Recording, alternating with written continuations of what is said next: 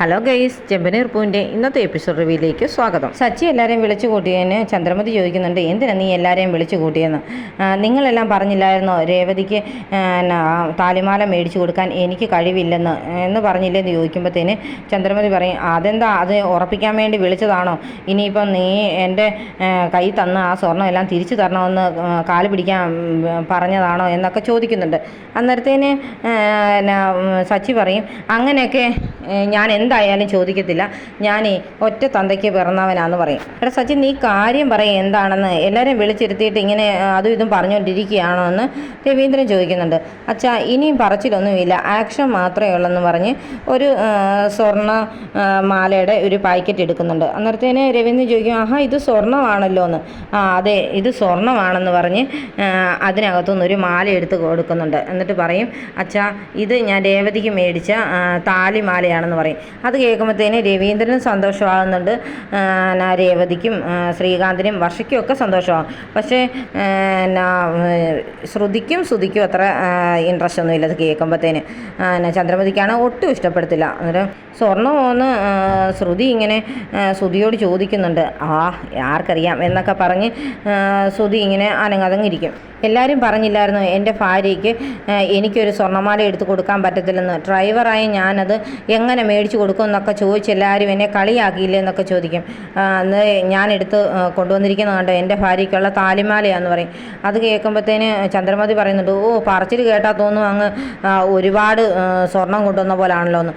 എത്രയൊക്കെ ആണെന്ന് പറഞ്ഞാലും അത് അവൻ്റെ ഭാര്യയ്ക്ക് കൊണ്ട് കൊടുത്തില്ലേ എന്ന് ചന്ദ്രമതിയോട് രവി പറയുന്നുണ്ട്. ശ്രീകാന്തും സച്ചിയെ അഭിനന്ദിക്കുന്നുണ്ട്. നന്നായി ഏട്ടാ, രേവതി ചേച്ചിയുടെ കഴുത്തേൽ മഞ്ഞച്ചരട് കിടക്കുന്ന കാണുമ്പോൾ ഒരു വിഷമമൊക്കെ തോന്നാറുണ്ടായിരുന്നു. വർഷയുടെ അമ്മ വന്നിട്ട് പോയേ പിന്നെ ഇവിടെ പല പ്രശ്നങ്ങളും ഉണ്ടായി. ഇനി എന്തായാലും ഏട്ടൻ അങ്ങനെ ഏട്ടത്തിയുടെ പ്രതിജ്ഞ സാധിച്ചു കൊടുത്തതിൽ ഒരുപാട് സന്തോഷമുണ്ട്. അത് നന്നായി എന്ന് പറയുമ്പോഴത്തേന് സച്ചിക്കും സന്തോഷമാകും, രേവതിക്കും സന്തോഷമാകുന്നുണ്ട്. ഉടനെ വർഷം പറയുന്നുണ്ട്, ആൻറ്റി എന്തിനാ രേവതി ചേച്ചിയുടെ സ്വർണ്ണം എല്ലാം മേടിച്ച് വെച്ചിരിക്കുന്നത്, വെറുതെ പലിശക്കാരൊക്കെ മേടിച്ച് വെച്ചിരിക്കുന്ന പോലെ ഉണ്ടല്ലോ എന്ന്. അത് കേൾക്കുമ്പോഴത്തേനും ഒന്ന് ചമ്മന്നുണ്ട് ചന്ദ്രമതി. എന്നിട്ട് ചന്ദ്രമതി പറയും, മോളെ ഞാനൊന്നും മേടിച്ച് വെച്ചതല്ല, അവളെല്ലാം എൻ്റെ മുമ്പിൽ കൊണ്ടുവന്ന് എറിഞ്ഞിട്ട് പോയതല്ലേ എന്ന് പറയും. എന്നാലും അത് കൊടുക്കുന്നതായിരുന്നു നല്ലതെന്ന് വർഷ പറയും. അപ്പം രേവതി പറയും, വേണ്ട വർഷ, എനിക്ക് ആ സ്വർണം വേണ്ട, എനിക്ക് ആവശ്യമുള്ള സ്വർണ്ണമെല്ലാം എൻ്റെ സച്ചേട്ടന് എനിക്ക് മേടിച്ചു തന്നോളൂ എന്ന് പറയും. എന്നിട്ട് ആ മാല എടുത്ത് ചന്ദ്രമതിയുടെ മുമ്പിൽ കാണിക്കുന്നുണ്ട്. കണ്ടോ, എൻ്റെ ഭർത്താവ് എനിക്ക് മേടിച്ചു തരുമെന്ന് ഞാൻ പറഞ്ഞു, എൻ്റെ വിശ്വാസം എൻ്റെ ഭർത്താവ് മേടിച്ചു തരുമെന്ന് തന്നെയായിരുന്നു. ആ വിശ്വാസം എൻ്റെ ഭർത്താവ് കാത്തു സൂക്ഷിക്കുക തന്നെ ചെയ്തു, എനിക്ക് താലിമാല മേടിച്ചു തന്നെന്ന് പറയും. അന്നേരത്തേക്കും ചന്ദ്രമതി പറയും, പറിച്ചിട്ട് കേട്ടാൽ തന്ന 5 പവൻ്റെ താലിമാലയാണെന്ന് തോന്നുമല്ലോ എന്ന്. അപ്പോൾ സച്ചി പറയുന്നുണ്ട്, 5 പവൻ്റെ ഒന്നും അല്ലെങ്കിൽ പോലും അത് നിങ്ങളറിയേണ്ട ആവശ്യമില്ലെന്ന് പറയും. കൂടിപ്പോയ അരപ്പവൻ കാണുമായിരിക്കുമെന്ന് ചന്ദ്രമതിയും പറയും. രേവതിക്ക് എന്തായാലും ഒരുപാട് സന്തോഷമാകുന്നുണ്ട് സച്ചി രേവതിക്ക് അങ്ങനെ ഒരു മാല മേടിച്ചു കൊണ്ട് കൊടുത്തതിൽ. അന്നേരം ചന്ദ്രമതിക്ക് പക്ഷേ ഒട്ടും ഇഷ്ടപ്പെടുന്നില്ല ഈ രേവതിക്ക് മാല കിട്ടിയതിന്. രവി ചന്ദ്രമതിയെ വഴക്കൊക്കെ പറയുന്നുണ്ട്. അവൻ്റെ ഭാര്യയ്ക്ക് ആവശ്യമുള്ളതൊക്കെ അവൻ മേടിച്ചു കൊടുത്തോളും, ഇനിയാണെങ്കിലും അവൻ അത് ആവശ്യത്തിന് മേടിച്ചു കൊടുക്കുമെന്ന് പറയുന്ന ഉടനെ സച്ചി പറയുന്നുണ്ട്, അച്ഛനോട് ഇനി പ്രതിജ്ഞ ഒന്നും എടുത്തേക്കരുത്, ഇനി അതെല്ലാം കൂടെ താങ്ങാനുള്ള കെൽപ്പ് എനിക്കില്ല എന്ന് പറയും. അന്നേരം എല്ലാവരും പറയുന്നുണ്ട്, എന്നാൽ രേവതി ആ മാല കഴുത്തേലിടാൻ. അപ്പം സച്ചിയും പറയും, രേവതി അത് കഴുത്തേലിട്ടോളാൻ. വേണ്ട സച്ചിയേട്ടാ, അത് എനിക്ക് വേറൊരു പ്ലാനുണ്ട്, ഇപ്പോൾ ഇവിടെ വെച്ച് ഇടുന്നില്ല, ഇടാനുള്ള സ്ഥലം ഇതല്ലെന്ന് പറയും. അത് കേൾക്കുമ്പോഴത്തേന് ശ്രുതിയും ചോദിക്കും, അതിനെന്താ രേവതി ആ മാല ഇടത്തില്ലേ എന്ന്. വേണ്ട, ഇപ്പോൾ ഇടുന്നില്ല എന്ന് രേവതി പറയും. ഇങ്ങനെ പറഞ്ഞിട്ട് രേവതി ആ മാലയും കൊണ്ട് അകത്തേക്ക് അങ്ങ് പോകുന്നുണ്ട്. അപ്പോൾ സച്ചി പറയും, എൻ്റെ നിയമം ഇനി അവൾ വേറെ എന്തെങ്കിലും പ്രതിജ്ഞ എടുക്കാൻ പോയതായിരിക്കുമോ എന്ന് ചോദിച്ച് രേവതി എന്ന് പറഞ്ഞ് പുറകെ ഓടുന്നുണ്ട്. ഇതൊക്കെ കാണുമ്പോഴത്തേന് ശ്രുതി പറയുന്നുണ്ട്, ഇവൻ്റെ ഒരു ജാടയും പറച്ചിലും ഒക്കെ കണ്ടാൽ തോന്നൂല, ഇവനേതാണ്ട് സ്വർണ്ണക്കട മേടിച്ചെന്ന്, ചെറിയൊരു മാല മേടിച്ചാനാണ് ഇതിന് മാത്രം ജാട ഇറക്കാനുള്ളതെന്നൊക്കെ ചോദിക്കും. അത് കേൾക്കുമ്പോഴത്തേന് രവീന്ദ്രൻ പറയുന്നുണ്ട്, എടാ നിൻ്റെ ഈ സ്വഭാവമാണ് നീ നന്നാകാത്തത്, നിനക്ക് ഇത്രയും വിദ്യാഭ്യാസം ഉണ്ടെന്ന് പറഞ്ഞിട്ട് കാര്യമൊന്നുമില്ല, നീ സച്ചിയെ നോക്കി പഠിക്കുന്നതാണ് നല്ലത്, അവൻ ഓരോന്നും ചെയ്യുന്ന കണ്ടില്ലേന്ന്. അത് കേൾക്കുമ്പോഴത്തേനും ശ്രുതി പറയുന്നുണ്ട്, ആവശ്യത്തിന് കിട്ടേണ്ടത് കിട്ടിയല്ലോ, ഇനി ഇവിടെ എന്നാ എടുക്കാനിരിക്കുക, വാ എഴുന്നേറ്റ് വാ പോകാമെന്ന് പറഞ്ഞ് ശ്രുതിയെ വിളിച്ചുകൊണ്ട് അകത്തേക്ക് അങ്ങ് പോകും. അന്നേരം വർഷയും ശ്രീകാന്തും കൂടെ അകത്തേക്ക് അങ്ങ് പോകുന്നുണ്ട്. മാല മേടിച്ചത് സച്ചി ആയതുകൊണ്ടും അത് രേവതിക്കായതുകൊണ്ടുമാണ് ചന്ദ്രമതിക്ക് ഇഷ്ടപ്പെടാഞ്ഞത്. എന്നാൽ അത് വർഷയ്ക്കോ ശ്രുതിക്കോ ആയിരുന്നെങ്കിൽ ഒരുപാട് സന്തോഷമായേനെ. അതിൻ്റെ ഒരു സങ്കടവും ദേഷ്യവും ഒക്കെ ആയിട്ടാണ് ഇരിക്കുന്നത് ചന്ദ്രമതി. റൂമിൽ ചെന്നിരുന്ന് രേവതി ആ മാലയുടെ ഭംഗിയൊക്കെ ആസ്വദിക്കുന്നുണ്ട്. അപ്പോൾ സച്ചി അങ്ങോട്ട് വന്നിട്ട് ചോദിക്കുന്നുണ്ട്, നിനക്ക് ഈ മാല ഇഷ്ടപ്പെട്ടോന്ന്? എനിക്ക് ഒരുപാട് ഇഷ്ടപ്പെട്ടെന്ന് പറയും. ഇതിൻ്റെ ഫാഷനൊക്കെ ഇഷ്ടപ്പെട്ടോ എന്നൊക്കെ ചോദിക്കും. സച്ചിയേട്ടന് ഏത് ഫാഷൻ മേടിച്ചുകൊണ്ട് വന്നാലും എനിക്ക് ഒരുപാട് ഇഷ്ടമാണ് എന്ന് പറയും. ഇത് പിന്നെന്താ നീ അവിടെ വെച്ച് ഇടാഞ്ഞെന്ന് ചോദിക്കും. അവിടെ വെച്ച് ഇടുമെന്നാണ് ഞാൻ വിചാരിച്ചെന്ന് പറയും. ഇല്ല സച്ചിയേട്ടാ, ഇത് അവിടെ വെച്ച് ഇടാനുള്ളതല്ല, ഞാൻ വേറൊരു സ്ഥലത്ത് പോയിട്ട് അവിടെ വെച്ച് ഇടാമെന്നാണ് വിചാരിക്കുന്നതെന്ന് പറയും. അതെവിടെയാണെന്ന് ചോദിക്കും. പറയും അതൊക്കെ ഞാൻ പറയാം, സച്ചിയേട്ടൻ എൻ്റെ കൂടെ വന്നാൽ മതി എന്ന് പറയും. ഒരിക്കലും അങ്ങനെ വന്നതിൻ്റെ കേട് എനിക്ക് ഇതുവരെ തീർന്നിട്ടില്ല എന്ന് സച്ചി പറയുന്നുണ്ട്. അത് കേൾക്കുമ്പോൾ രേവതിക്ക് അങ്ങ് സന്തോഷമാകുന്നുണ്ട്. എന്നാലും സച്ചിയേട്ടൻ എവിടുന്നാണ് ഈ മാല മേടിക്കാൻ കാശെന്ന് രേവതി അന്വേഷിക്കുന്നുണ്ട്. ആദ്യം അതൊന്നും പറയത്തില്ല സച്ചി. എന്നിട്ട് പറയും ഞാൻ പറയാമെന്ന് പറഞ്ഞിട്ട് പറയും കാറിൽ ഇന്ന് ഒരാൾ കയറിയായിരുന്നു, അയാൾ ബാഗ് നിറച്ച് പൈസയായിട്ടാണ് കയറിയത്. എന്നിട്ട് അയാൾ ഒരു സ്ഥലത്തെത്തിയപ്പോഴത്തേന് ഇറങ്ങി അങ്ങ് പോയി, ബാഗ് കൊണ്ടുപോയില്ല. അപ്പം പിന്നെ ആ ബാഗിനകത്തെ പൈസ മുഴുവൻ കൊണ്ടുപോയി ഞാൻ ജുവലറി ചെന്ന് എടുത്തുകൊണ്ട് വന്ന മാല എന്നൊക്കെ പറയും. ഏയ് അത് ഞാൻ വിശ്വസിക്കത്തില്ല, അങ്ങനെ ഒരിക്കലും സംഭവിക്കത്തില്ല. സച്ചേട്ടന് അങ്ങനെ കാറിൽ ആരെങ്കിലും ഒരു ബാഗോ കാശോ വല്ലതും മറന്നു വെച്ച് പോയിട്ടുണ്ടെങ്കിൽ അത് എടുത്തുകൊണ്ട് പോയി അവരെ അന്വേഷിച്ച് കണ്ടെത്തി കൊടുക്കും, അല്ലെങ്കിൽ പോലീസ് സ്റ്റേഷനിൽ ഏൽപ്പിക്കും. ഇതേ ചെയ്യാറുള്ളൂ. അന്നേരം പിന്നെ ഇത് ഞാൻ വിശ്വസിക്കത്തില്ലെന്ന് പറയും. സച്ചേട്ടൻ ഈ ദേഷ്യവും എടുത്തിയാടിയുള്ള പ്രശ്നങ്ങൾ ഉണ്ടാക്കുകയൊക്കെ ഉള്ളൂ, അല്ലാതെ സച്ചേട്ടൻ ഒരു പാവമാ എന്ന് പറയും. ഞാനത്ര പാവമൊന്നുമല്ലെന്ന് സച്ചി പറയുന്നുണ്ട്. അതെനിക്കറിയാം, എത്ര പേരെ ഇടിച്ചിട്ടുണ്ടെന്ന് അറിയാവോ എന്ന് രേവതി ചോദിക്കും. ഞാനങ്ങനെ ഒരുപാട് പേരെ ഇടിച്ചിട്ടൊന്നും ഇല്ല എന്ന് പറയും. പക്ഷേ എനിക്കിപ്പോൾ ഒരാളെ ഇടിച്ചാൽ കൊള്ളാവുന്നുണ്ടെന്ന് പറയുന്നുണ്ട്. അപ്പോൾ രേവതി ചോദിക്കും ആരെയാ, എന്നെയാണോ എന്ന്? എന്നാൽ ഇങ്ങോട്ട് വാ ഇടിക്കാമെന്ന് പറഞ്ഞ് ഇവർ തമ്മിൽ ഒരു മൽപ്പിടുത്തമൊക്കെ നടത്തുന്നുണ്ട്. അതിനിടയിൽ രേവതി പെട്ടെന്ന് താഴെ വീഴാൻ തുടങ്ങുന്നുണ്ട്. അപ്പോൾ സച്ചി രേവതിയെ ചാടി വീഴാതിരിക്കാൻ വേണ്ടി പിടിക്കുന്നുണ്ട്. പിന്നെ അവരുടെ കുറച്ച് റൊമാൻസ് രംഗങ്ങളൊക്കെയാണ്.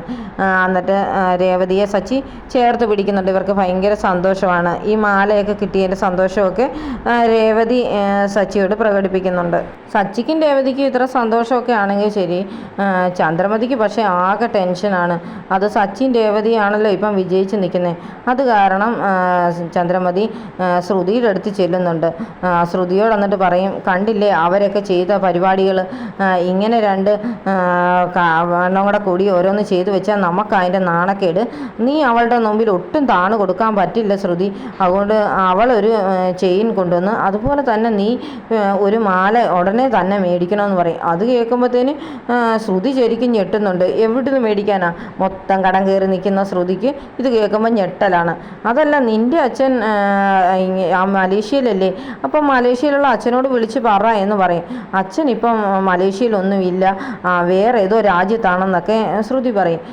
ഇങ്ങനെ പറയരുത് ശ്രുതി, എപ്പം നോക്കിയാലും അച്ഛൻ ബിസിനസ് വേറെ രാജ്യങ്ങൾ എന്നൊക്കെ പറഞ്ഞ് നടന്നാൽ എങ്ങനെയാണ് കാര്യം ശരിയാകുന്നതെന്ന് ചോദിക്കുന്നുണ്ട് ചന്ദ്രമതി.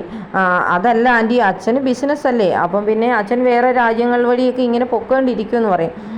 അച്ഛനെ ബുദ്ധിമുട്ടിക്കാൻ നിനക്ക് എന്തെങ്കിലും ബുദ്ധിമുട്ടുണ്ടെങ്കിൽ എന്നാൽ ഇളയച്ചനോട് പറയാൻ പറയും. അത് കേൾക്കുമ്പോഴത്തേന് ശരിക്കും ഞെട്ടും ശ്രുതി. എന്നിട്ട് പറയും ഇളയച്ചനോടോ എന്ന് ചോദിക്കും.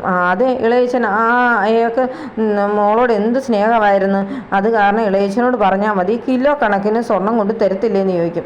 ഉടനെ ശ്രുതി മനസ്സിൽ ഓർക്കുന്നുണ്ട്, കിലോ കണക്കിന് സ്വർണം, അതിന് പകരം അയാൾ കിലോ കണക്കിന് ആട്ടിറച്ചി കൊണ്ട് തരുമെന്ന്. എന്താ മോളെ ആലോചിച്ചിരിക്കുന്നത് ശ്രുതി, നീ അങ്ങ് വിളിച്ച് പറ, അല്ലെങ്കിൽ നീ ഫോൺ വിളിച്ച് എൻ്റെ കയ്യിൽ തന്നാൽ മതി, ഞാൻ പറഞ്ഞോളാം എന്ന് പറയുമ്പോഴത്തേന് ശ്രുതി പറയുന്നുണ്ട്, അത് ആൻറ്റി നമ്മളിപ്പോൾ അങ്ങനെ കാശൊക്കെ ആവശ്യപ്പെട്ട് കഴിഞ്ഞാൽ പിന്നെ അവരോർക്കുകയില്ലേ സ്ത്രീധനം ആവശ്യപ്പെട്ടതാണെന്ന്, അത് തെറ്റല്ലേ എന്നൊക്കെ ചോദിക്കും. അത് ശരിയാ, എന്നാലും മോളുടെ അച്ഛനും ഇളയച്ചനും ഒക്കെ മോൾക്ക് ഇഷ്ടം പോലെ സ്വർണം തരാനുള്ള ആംബിയറുണ്ടല്ലോ, അതുകൊണ്ട് അത് മേടിച്ചെടുക്കണമെന്നൊക്കെ പറയുന്നുണ്ട്. പിന്നെ പറയും, നീ നോക്ക് വർഷം നടക്കുമ്പോഴും ഇരിക്കുമ്പോഴും എല്ലാം അവൾക്കൊരു റിച്ച് ലുക്കാണ്, അവളെ കണ്ടാൽ കോടീശ്വരിയാണെന്ന് മനസ്സിലാകുകയും ചെയ്യും, പക്ഷെ നിന്നെ കണ്ടാൽ അങ്ങനെ തോന്നത്തില്ലെന്ന് പറയുമ്പോഴത്തേന് ശ്രുതി ഒന്ന് ഞെട്ടുന്നുണ്ട്. എന്നിട്ട് പറയും, അതുകൊണ്ട് നീ കുറച്ച് സ്വർണ്ണമെങ്കിലും വീട്ടുകാരുടെ നിന്ന് മേടിച്ച് ഇട്ടുകൊണ്ട് നടക്ക്, അങ്ങനെയെങ്കിലും കോടീശ്വരിയാണെന്ന് തോന്നട്ടെന്ന്. അതുകൊണ്ട് നീ എത്രയും പെട്ടെന്ന് അച്ഛനെ വിളിച്ചോ ഇളയച്ചനെ വിളിച്ചോ ഒക്കെ സ്വർണം കൊണ്ടുവരാനുള്ള ഏർപ്പാട് ചെയ്യണമെന്ന് പറയും. താലിമാറ്റ ചടങ്ങിൻ്റെ അന്ന് പോരെ ആൻറ്റി എന്നൊക്കെ ചോദിക്കുന്നുണ്ട്. അന്നേരം വേറെ താലി മേടിക്കുക, ഇപ്പം തൽക്കാലം ഇത് മേടിച്ചെടുക്ക് എന്നൊക്കെ പറയും. നീ എന്തായാലും ഒരു മാല മേടിച്ചേ പറ്റത്തുള്ളെന്ന് പറഞ്ഞിട്ടാണ് ഇറങ്ങിപ്പോകുന്നത് ചന്ദ്രമതി. അന്നേരം ശ്രുതി ഇരുന്ന് ഓർക്കുന്നുണ്ട്, ദൈവമേ ഇവർക്ക് എപ്പോഴും പണത്തിൻ്റെയും സ്വർണത്തിൻ്റെയും കാര്യം മാത്രമേ ഉള്ളൂ, ബാക്കിയുള്ളവരത് എവിടെ നിന്നുണ്ടാക്കുമെന്ന് ഒരു പിടുത്തവും ഇല്ലല്ലോ എന്നൊക്കെ പറഞ്ഞ് ഇങ്ങനെ നിൽക്കുകയാണ്. കൂട്ടുകാരുടെ അടുത്ത് ചെന്ന് ശ്രുതി ഇതെല്ലാം പറയുന്നുണ്ട്. കൂട്ടുകാരി അങ്ങ് ആകെ ചിരിയാണ്. എന്നിട്ട് പറയും, നിനക്ക് ചിരിച്ചാൽ മതി, പക്ഷേ ഞാനിതെവിടെ നിന്ന് ഉണ്ടാക്കുമെന്ന് ഓർത്തിട്ടാന്ന് പറയും. അതല്ല, നിൻ്റെ അമ്മായിയമ്മ എന്നായാലും ഇതെല്ലാം അറിയും, അന്ന് എന്നാ ചെയ്യും ഇതൊക്കെ, എത്രയെന്ന് പറഞ്ഞാൽ ഇങ്ങനെ കള്ളത്തരമൊക്കെ നമ്മൾ ചെയ്തുകൊണ്ടിരിക്കുന്നതെന്നൊക്കെ ശ്രുതി പറയുന്നുണ്ട്. പക്ഷേ എന്തെങ്കിലുമൊക്കെ ചെയ്ത് അവിടെ നിലനിന്നേ പറ്റത്തുള്ളെന്ന് ശ്രുതിയും പറയും. നീ തൽക്കാലം അവരോട് പറയണം, താലിമാറ്റ ചടങ്ങിൻ്റെ അന്ന് സ്വർണവും കൊണ്ട് അച്ഛനോ ഇളയച്ചനോ ആരെങ്കിലും വരുമെന്ന്, അതുവരെയൊക്കെ സമയം കിട്ടുമല്ലോ, അതുകൊണ്ട് അവരെ പറഞ്ഞ് എങ്ങനെയും നിലനിർത്താൻ പറയും. ഇനി അങ്ങനെ പറഞ്ഞു നോക്കാമെന്നൊക്കെ പറയുന്നുണ്ട്. ആ സമയത്താണ് ശ്രുതിയെ ബ്ലാക്ക് മെയിലൊക്കെ ചെയ്യുന്ന ഒരാളുണ്ടല്ലോ, അയാൾ അങ്ങോട്ട് കയറി വരുന്നത്. അയാളെ കണ്ടു കഴിയുമ്പോൾ ഇവർ രണ്ടുപേരും ഞെട്ടുന്നുണ്ട്. നീ എന്താ ഇവിടെ എന്ന് ചോദിക്കുന്നുണ്ട് ഇവർ. എനിക്ക് ഈ മാസത്തെ പൈസ കല്യാണി, ഓ അല്ല ശ്രുതി തന്നില്ല, അത് മേടിക്കാൻ വന്നാന്ന് പറയും. ഞാൻ എപ്പോഴും എന്തിനാ നിനക്ക് കാശ് തരുന്നെന്ന് ചോദിക്കുന്നുണ്ട് ശ്രുതി. നിന്നെക്കുറിച്ചുള്ള രഹസ്യങ്ങളെല്ലാം എനിക്കറിയാവുന്നേ, അതെല്ലാം ഞാൻ അല്ലെങ്കിൽ നിൻ്റെ വീട്ടിൽ വന്ന് പറഞ്ഞു കൊടുക്കും, അതൊക്കെ പറയാതിരിക്കണമെങ്കിൽ നീ ഇപ്പം എനിക്ക് കാശ് തന്നേ പറ്റത്തുള്ളെന്ന് പറയും. എൻ്റെ കൈ കാശൊന്നും ഇല്ലെന്ന് ശ്രുതി പറയുന്നുണ്ട്. അതൊന്നും എനിക്കറിയണ്ട, നീ കാരണം എൻ്റെ കുടുംബം തകർന്നു, എൻ്റെ ജോലി പോയി, ഇതിനെല്ലാം കാരണക്കാരി നീയാണ്, അതുകൊണ്ട് എനിക്ക് കാശ് കിട്ടിയേ പറ്റത്തുള്ളൂ, അത് കിട്ടിയില്ലെങ്കിൽ എനിക്ക് സഹിക്കാൻ പറ്റത്തില്ലെന്നൊക്കെ പറയും.